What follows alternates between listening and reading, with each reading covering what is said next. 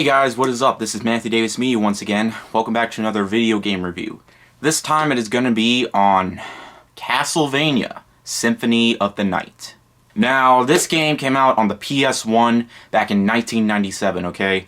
This is the first installment to introduce the world of gaming to Metroidvania. And Metroidvania is basically where you have, it's basically like a side-scroller open world game where you have to go through certain areas to get specific items. And basically, while Super Metroid revolutionized the genre, I think Castlevania Symphony of the Night is the one that really introduced it because it got so much inspiration from Metroid, like basically exploring different worlds. And it makes backtracking a hell of a lot more fun.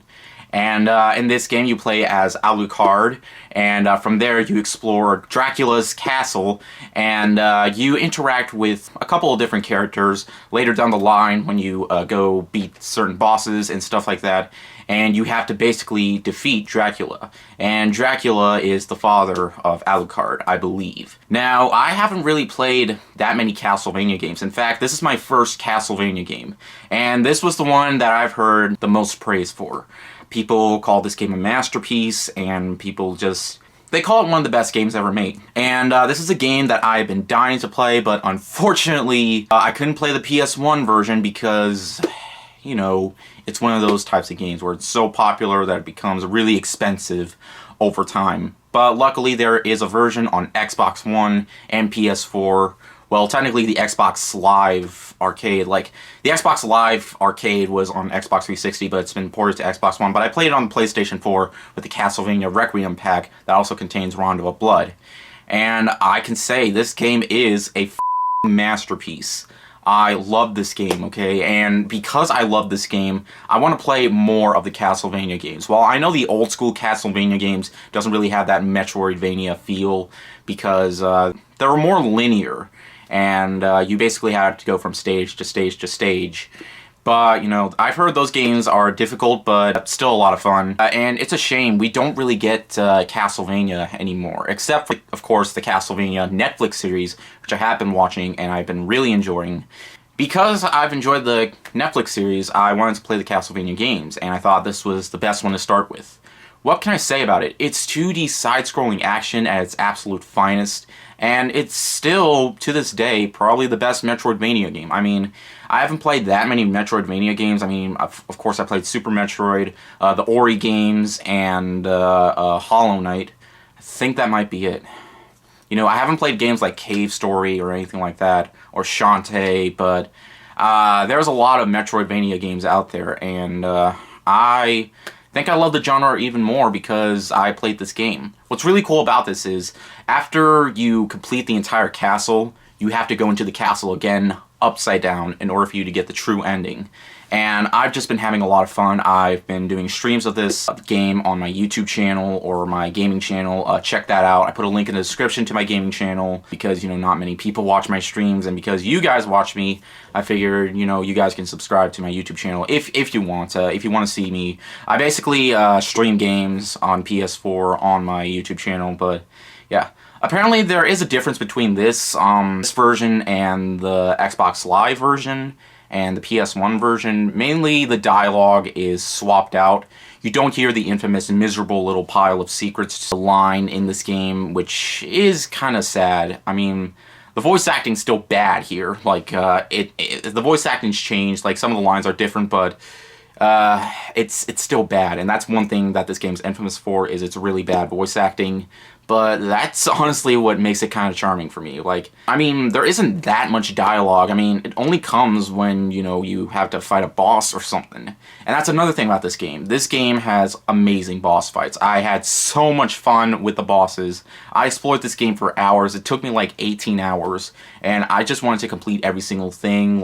I wanted to get all the maximum lives. I wanted to get all the maximum hearts. One thing I love about this game is the power-ups, okay? The power-ups are really cool. You can cheese this game a little bit. You can get this power where you can turn into a bat, so you can avoid enemies on lower ground. And there's this one where you can avoid enemies altogether when you're in mist form, and you can go through walls, and you can avoid spikes. It's just so much fun. You can turn into a wolf, which at first seemed a little bit useless, but became a lot more useful when he started where you can swim underwater, like when everything's upside down, when the water's up in the air. That's also really helpful. You can also get like power jumps, and it took me a little time to get used to like the controls. It's best to play this game with a D-pad and not with the joystick if you have analog controls. Like it kind of makes the game, you know, a little bit more tough to work with. But you know, that's what these side-scroller games are best for, like using a D-pad. And once you do complete this game, you get a big reward, and that's you get to play as Richter Belmont, who you do fight in the game, and you have to make sure that he lives, because if you kill him during his boss fight, you have to basically go back and beat him the correct way in order for you to unlock the inverted castle. Also, the soundtrack in this game, which is one thing about this port that's great, is that, you know, they never change the soundtrack. It still sounds absolutely amazing. The themes fit the levels so well, and the level design is absolutely excellent. There never feels like a dull moment. There are a good amount of save points throughout the entire game, where if you die, it will be your own fault, but the save points are really, really fair. When you get to them, it just feels satisfying to go to a certain save point. And, of course, this castle is big, and it's hard to get through it in one sitting. And that's one thing that the Castlevania games are known for, to be super hard. This game really isn't that difficult. Also, there are a lot of RPG elements, where the more enemies you kill, the more you gain experience points. That's one thing I love, and the more you gain, the stronger you get. And you can just whip these enemies in one hit. At the beginning you could, but, you know, Grim Reaper takes away all your stuff in the beginning, and you're just stuck with certain stuff. Like, there are enemies that can kill you with big amount of damage, but like I said before, the more you gain, the more better you get throughout the entire game. In fact, I felt like I was getting better throughout the entire game. That's one thing that these Metroidvania games are known for. They can be challenging, but they're really rewarding, and this game is really rewarding. And this is a game that I feel like should be replayed multiple times, you know, because, of course, if you beat the game, then you get Richter, and you can play as Richter. I mean, it's just so much fun. I mean, I haven't gotten to play as Richter, but I'm sure it's going to be fun playing as him, because he has the whip, and Alucard just has a sword. And you can get certain weapons throughout the game. You can buy stuff from a merchant to help you out. I mean, this game is just a lot more rewarding and feels a lot more fair game. And that's one thing I love, is that it's a fair challenge where it's going to be your own fault if you die. Like, there are some bosses that I died on a lot. Like, there was this really hard one where the boss would take just one hit each time, and it would do a lot of damage to you. But I did find a way to cheese him, so yeah. So yeah, all in all, Castlevania Symphony of the Night I absolutely love. I'm so glad that I finally got to play it. But, you know, it does have cheesy voice acting here and there, like, and the controls did take a little time for me to get used to. But all in all, I cannot praise this game enough, okay? Graphics, they still look fantastic. You know, it's a shame that we got this game for the PS1, but on the N64 we got a really bad reboot that jumped to 3D. But that's okay, we still got this, and afterwards we still got some good Castlevania games out there, and I definitely want to play them after this. Guys, play this game if you have an Xbox 360 or a PlayStation 4.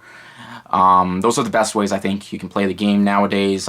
Seek out the PS1 game if you can. I really recommend playing this game. I'm so glad I got to play it. I had so much fun playing as Alucard.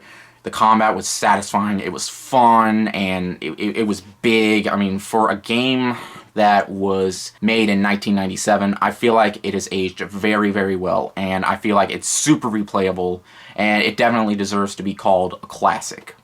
I'm going to give Castlevania Symphony of the Night a 4.5 out of 5. Most people would probably give it a higher score, but, you know, 4.5 out of 5, I think it's fair enough for me. I'm pretty sure if people, you know, really didn't like the voice acting, then, yeah, it would get lower, but that doesn't hide the fact that I still love this game. And I think it's still the best Metroidvania game of all time. So, yeah, play it, check it out. Classic game. Alright, thank you guys so much for watching, and I'll see you guys later. Word out. Oh yeah, one more thing I forgot to mention. For a T-rated game, this game is really freaking bloody. Like, holy balls is this game bloody. Like, there's this really gory room, and there's one where, like, seriously, and this game has more blood than something like Alien Isolation, or frickin', like, Persona 5, and that's an M-rated game. Both of those are M-rated games. This game even has more blood than Call of Duty. And I frickin' love it. Such an amazing game. Anyways, later.